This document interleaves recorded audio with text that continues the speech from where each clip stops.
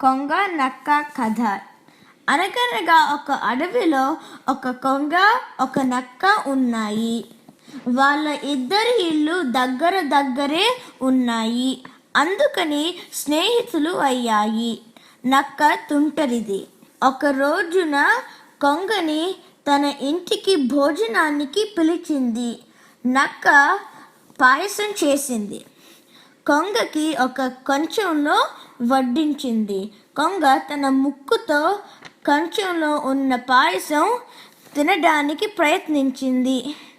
ముక్కుతో ఎంత పొడిచినా పాయసం అందలేదు. అప్పుడు నక్క, నీకు పాయసం ఎలా తినాలో చూపిస్తాను చూడు అని తన నాలికతో జుర్రుకొని పాయసం అంతా తినేసింది. పాపం కొంగ ఆకలితో తిరిగి వెళ్ళిపోయింది.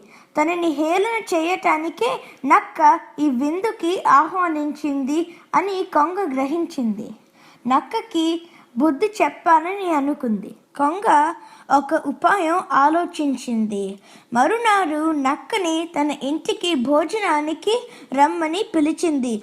పాయసం తయారు చేసి ఒక పొడుగైన కూజాలో ఉంచింది. ఘుమఘుమలాడే పాయసం వాసన చూసి నక్కకి నోరూరింది. కానీ పొడుగైన కూజాలో ఉన్న పాయసం ఎలా తినాలో తెలియలేదు. కూజాలో మూతి పెట్టడానికి ప్రయత్నించింది. నక్క మూతి కూజాలో పట్టలేదు.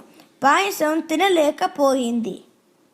అప్పుడు కొంగ, నీకు పాయసం ఎలా తినాలో చూపిస్తాను చూడు అని తన పొడుగైన ముక్కు అందులో పెట్టి పాయసం అంతా తాగేసింది.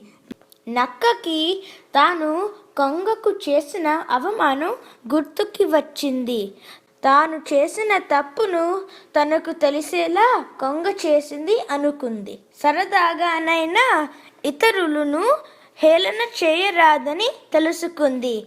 తన తప్పుని నక్క దిద్దుకుంది.